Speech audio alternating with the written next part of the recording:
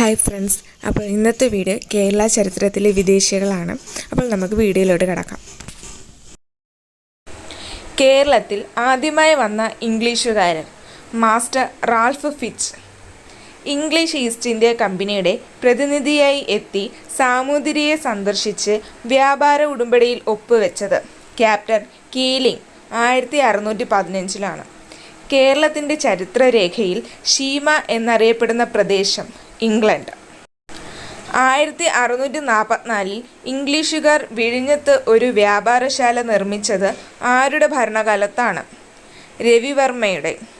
ബ്രിട്ടീഷുകാരുമായി ഉടമ്പടി വെച്ച വേണാട് രാജാവ് രാമവർമ്മ. കൊച്ചിയിൽ ബ്രിട്ടീഷുകാർക്കെതിരെ പൊരുതിയ ധീരദേശാഭിമാനി പാലിയത്തച്ഛൻ. ബ്രിട്ടീഷ് ഇന്ത്യൻ മാതൃകയിൽ നിയമസംവിധാനം ഏർപ്പെടുത്തിയ ദിവാൻ നഞ്ചപ്പയ്യ. തിരുവിതാംകൂറിൽ ആദ്യമായി ബ്രിട്ടീഷ് റെസിഡൻസിനെ നിയമിക്കുന്നത് ആരുടെ കാലത്താണ്? ധർമ്മരാജയുടെ. തിരുവിതാംകൂറിലെ ആദ്യ ബ്രിട്ടീഷ് റെസിഡന്റ് കേണൽ മെക്കാളെ 1795 മുതൽ 1810 വരെയായിരുന്നു. തിരുവിതാംകൂർ പൂർണ്ണമായും ബ്രിട്ടീഷുകാരുടെ അധീനതയിലായ സമയത്തെ തിരുവിതാംകൂർ രാജാവ് അവിട്ടം തിരുനാൾ ബാലരാമവർമ്മ. റാണി ഗൗരി ലക്ഷ്മിബായിയുടെ കാലഘട്ടത്തിൽ തിരുവിതാംകൂറിൽ ബ്രിട്ടീഷ് റെസിഡന്റായി നിയമിതനായത് കേണൽ ജോൺ മൺറോ. ഇനി പറയുന്ന പോയിന്റുകളെല്ലാം കേണൽ മൺറോയെക്കുറിച്ചാണ്. അപ്പോൾ പോയിന്റുകൾ ഞാൻ പറയാം. ഉമ്മിണിത്തമ്പിക്ക് ശേഷം തിരുവിതാംകൂറിൽ ദിവാനായത്, തിരുവിതാംകൂറിലെ ആദ്യ യൂറോപ്യൻ ദിവാൻ, കൊച്ചിയിലെ ആദ്യ ദിവാൻ, തിരുവിതാംകൂറിലെ ആദ്യ റെസിഡന്റ് ദിവാൻ, കൊച്ചി ഭരണം ആധുനിക രീതിയിൽ ഉടച്ചുവാർത്ത ബ്രിട്ടീഷ് പ്രസിഡന്റ്, ചട്ടവരിയോലകൾ എന്ന പേരിൽ നിയമസംഹിത തയ്യാറാക്കിയത്, തിരുവിതാംകൂറിലും കൊച്ചിയിലും ദിവാനായിരുന്ന ബ്രിട്ടീഷുകാരൻ, ക്രിസ്തുമതം സ്വീകരിച്ച് സ്ത്രീകൾക്ക് ബ്ലൗസ് ധരിക്കാൻ അനുവാദം നൽകിയ തിരുവിതാംകൂർ ദിവാൻ. ഇതെല്ലാം കേണൽ മൺറോയാണ്. നമുക്ക് ഫ്രഞ്ചുകാർ കേരള ചരിത്രത്തിൽ നോക്കാം. വ്യാപാരത്തിനായി ഇന്ത്യയിലെത്തിയ അവസാനത്തെ യൂറോപ്യൻ ശക്തികളാണ് ഫ്രഞ്ചുകാർ. ഫ്രഞ്ച് ഈസ്റ്റ് ഇന്ത്യ കമ്പനി സ്ഥാപിച്ച വർഷം 1664. ഇന്ത്യയിൽ പ്രധാന ഫ്രഞ്ച് താവളങ്ങൾ മാഹി, കാരയ്ക്കൽ, ഗ്യാനം, ചന്ദ്രനഗർ, പോണ്ടിച്ചേരി എന്നിവയാണ്. കേരളത്തിലെ ഫ്രഞ്ച് വ്യാപാര കേന്ദ്രം സ്ഥിതി ചെയ്യുന്നത് മാഹി. മാഹിയിൽ ഫ്രഞ്ച് ഈസ്റ്റ് ഇന്ത്യ കമ്പനി കോട്ട നിർമ്മിച്ചത് 1724. 1725 കടത്തുനാട്ടു രാജാവിൽ നിന്നും മാഹി പിടിച്ചെടുക്കാൻ നേതൃത്വം നൽകിയ ഫ്രഞ്ച് ക്യാപ്റ്റൻ മാഹിഡിലെ ബോണേഴ്സ്. പരന്ത്രീസുകാർ എന്നറിയപ്പെടുന്നത് ഫ്രഞ്ചുകാരാണ്. ഫ്രഞ്ചുകാർ ഇന്ത്യ വിട്ടുപോയ വർഷം 1954. ഇനി ഡച്ചുകാർ കേരള ചരിത്രത്തിൽ നോക്കാം. ഡച്ചുകാർ ഇന്ത്യയിൽ വന്ന വർഷം 1595. ഡച്ച് ഈസ്റ്റ് ഇന്ത്യ കമ്പനി സ്ഥാപിതമായത് 1602. ഡച്ചുകാർ കൊല്ലം പിടിച്ചടക്കിയ വർഷം 1658. ഡച്ചുകാർ ആരെ പരാജയപ്പെടുത്തിയാണ് കൊല്ലം പിടിച്ചെടുക്കുന്നത്? പോർച്ചുഗീസുകാരെ. ഡച്ചുകാർ പോർച്ചുഗീസുകാരിൽ നിന്നും കൊച്ചി പിടിച്ചെടുത്ത വർഷം 1663. പോർച്ചുഗീസുകാരെ പരിചയപ്പെടുത്തിയ ഡച്ച് അഡ്മിറൽ വാൻഗോ യൂൻസ്. കുഷ്ഠരോഗികൾക്കായി ഡച്ചുകാർ ആശുപത്രി ആരംഭിച്ച പ്രദേശം പള്ളിപ്പുറം.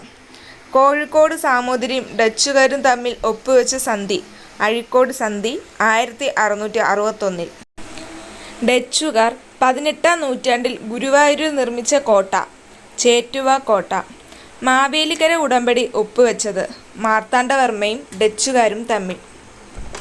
മാവേലിക്കര ഉടമ്പടി ഒപ്പുവെച്ച വർഷം 1753. മലബാറിലെ ഔഷധ സസ്യങ്ങളെപ്പറ്റി പ്രതിപാദിക്കുന്ന ഡച്ചുകാർ തയ്യാറാക്കിയ പുസ്തകം ഹോർത്തൂസ് മലബാറിക്കസ്. ഡച്ചുകാരുടെ ഏറ്റവും വലിയ സംഭാവന ഹോർത്തൂസ് മലബാറിക്കസ്. ഹോർത്തൂസ് മലബാറിക്കസ് തയ്യാറാക്കിയത് ഏതു ഭാഷയിലാണ്? ലാറ്റിൻ. ഹോർത്തൂസ് മലബാറിക്കസ് എന്ന ഗ്രന്ഥം രചിച്ചത് അഡ്മിറൽ വാൻഡ്രീസ്. കേരളരാമം എന്നറിയപ്പെട്ടിരുന്ന ഗ്രന്ഥം ഹോർത്തൂസ് മലബാറിക്കസ്. ഹോർത്തൂസ് മലബാറിക്കസ് പ്രസിദ്ധീകരിച്ച സ്ഥലം ആംസ്റ്റർഡാം.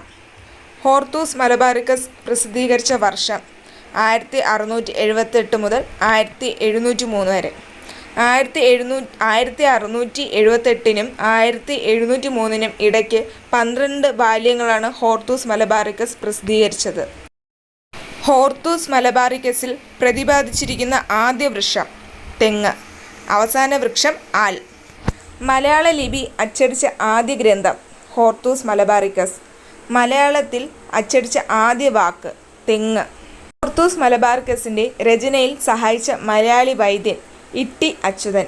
ഇട്ടി അച്യുതൻ്റെ സ്മാരകമായി കുറിയാല സ്ഥിതി ചെയ്യുന്ന സ്ഥലം കടക്കരപ്പള്ളി, ആലപ്പുഴയിലാണ്. ഹോർത്തൂസ് മലബാറിക്കസിൻ്റെ രചനയിൽ സഹായിച്ച കാർമൽ പുരോഹിതൻ ജോൺ മാത്യൂസ്. ഹോർത്തൂസ് മലബാറിക്കസിലെ ചിത്രങ്ങൾ വരച്ചത് ജോൺ മാത്യൂസ്. ഹോർത്തൂസ് മലബാറിക്കസിൻ്റെ രചനയിൽ സഹായിച്ച പരിഭാഷകൻ ഇമ്മാനുവൽ കർനെയ്റോ. ഹോർത്തൂസ് മലബാറിക്കസിൻ്റെ മലയാളം പതിപ്പ് പ്രസിദ്ധീകരിച്ചതിന് നേതൃത്വം നൽകിയത് കേരള സർവകലാശാല. ഹോർത്തൂസ് മലബാറിക്കസ് മലയാളത്തിലേക്ക് വിവർത്തനം ചെയ്തത് KS മണിലാൽ. ഡച്ചു ഭരണം കേരളത്തിൽ അവസാനിക്കാൻ കാരണമായ ഉടമ്പടി മാവേലിക്കര ഉടമ്പടി. ഡച്ചുകാരിൽ നിന്നും 1789 ധർമ്മരാജാവ് വിലയ്ക്ക് വാങ്ങിയ കോട്ടകൾ കൊടുങ്ങല്ലൂർ കോട്ട, പള്ളിപ്പുറം കോട്ട. ലന്തക്കാർ എന്നറിയപ്പെട്ടിരുന്നത് ഡച്ചുകാർ. ഡച്ചുകാരുടെ പ്രധാന സംഭാവനകൾ ഉപ്പ് നിർമ്മാണം, തുണിക്ക് ചായമുക്കൽ, തെങ്ങു കൃഷിക്ക് പ്രത്യേക പ്രോത്സാഹനം, മെച്ചപ്പെട്ട തൈകളുടെ വിതരണവും. ഹോർത്തൂസ് മലബാറിക്കസ് എന്ന കൃതി. പോർച്ചുഗീസുകാർ കേരള ചരിത്രത്തിൽ. ഇന്ത്യയിൽ കടൽമാർഗം കച്ചവടത്തിനെത്തിയ ആദ്യ യൂറോപ്യന്മാരാണ് പോർച്ചുഗീസുകാർ. കടൽമാർഗം ഇന്ത്യയിലെത്തിയ ആദ്യ European Vasco da Gama. Vasco da Gama ഇന്ത്യയിലേക്കുള്ള ഐതിഹാസിക യാത്ര ആരംഭിച്ചത് ലിസ്ബണിൽ നിന്ന് 1497 മുതൽ. വാസ്കോ ഡ ഗാമ ആദ്യമായി ഇന്ത്യയിലെത്തിയത് 1498 മെയ് 20-ന്. വാസ്കോ ഡ ഗാമയെ ഇന്ത്യയിലേക്ക് അയച്ച പോർച്ചുഗീസ് രാജാവ് മാനുവൽ ഒന്നാമൻ. വാസ്കോ ഡ ഗാമ ഇന്ത്യയിൽ വന്നിറങ്ങിയ സ്ഥലം കാപ്പാട്, കോഴിക്കോടാണത്. വാസ്കോ ഡ ഗാമ സഞ്ചരിച്ച കപ്പലിൻ്റെ പേര് സെന്റ് ഗബ്രിയേൽ. വാസ്കോ ഡ ഗാമയുടെ കപ്പൽ വ്യൂഹത്തിലുണ്ടായിരുന്ന മറ്റു കപ്പലുകൾ Saint Raphael, Berrio. Vasco da Gama ലിസ്ബണിലേക്ക് മടങ്ങിപ്പോയ വർഷം 1499. വാസ്കോ ഡ ഗാമ രണ്ടാമതായി ഇന്ത്യയിലെത്തിയ വർഷം 1502. വാസ്കോ ഡ ഗാമ മൂന്നാമതും അവസാനവുമായി ഇന്ത്യയിലെത്തിയ വർഷം 1524. വാസ്കോ ഡ ഗാമ അന്തരിച്ച വർഷം 1524 ഡിസംബർ 24-ന്. വാസ്കോ ഡ ഗാമയുടെ ഭൗതിക ശരീരം ആദ്യം അടക്കം ചെയ്ത പള്ളി സെന്റ് ഫ്രാൻസിസ് പള്ളി, കൊച്ചി. വാസ്കോ ഡ ഗാമയുടെ ഭൗതിക ശരീരം കൊച്ചിയിൽ നിന്നും പോർച്ചുഗലിലേക്ക് കൊണ്ടുപോയ വർഷം 1539. ഇന്ത്യൻ മഹാസമുദ്രത്തിലെ സേനാധിപതി എന്നറിയപ്പെടുന്നത് Vasco da Gama. Vasco da ഗാമയെ ഇന്ത്യൻ മഹാസമുദ്രത്തിലെ സേനാധിപതി എന്നു വിശേഷിപ്പിച്ചത് മാനുവൽ രാജാവ്. വാസ്കോ ഡ ഗാമയുടെ ഭൗതിക ശരീരം അടക്കം ചെയ്ത പോർച്ചുഗലിലെ പള്ളി ജെറോണിമസ് കത്തീഡ്രൽ. വാസ്കോ ഡ ഗാമ എന്ന സ്ഥലം സ്ഥിതി ചെയ്യുന്ന ഇന്ത്യൻ സംസ്ഥാനം ഗോവ. കൊച്ചിയിൽ പണ്ടകശാല സ്ഥാപിച്ച പോർച്ചുഗീസ് നാവികൻ അൽവാരസ് കബ്രാൾ. ഇന്ത്യയിലെത്തിയ ആദ്യത്തെ Portuguese viceroy Francisco de Almeida. ശക്തമായ നാവികപ്പടയെ വളർത്തിയെടുക്കുന്നതിലൂടെ സമുദ്ര മേധാവിത്വം സ്ഥാപിച്ച് പോർച്ചുഗീസ് വ്യാപാരം വളർത്തുക എന്ന നയം നീലജല നയം. നീലജല നയം നടപ്പിലാക്കിയ പോർച്ചുഗീസ് വൈസ്രോയി അൽമേഡ. ഇന്ത്യയിലെ രണ്ടാമത്തെ പോർച്ചുഗീസ് വൈസ്രോയി അൽബുക്കറക്ക്. ഇന്ത്യയിൽ പോർച്ചുഗീസ് സാമ്രാജ്യത്തിൻ്റെ സ്ഥാപകനായി അറിയപ്പെടുന്നത് അൽബുക്കറക്ക്.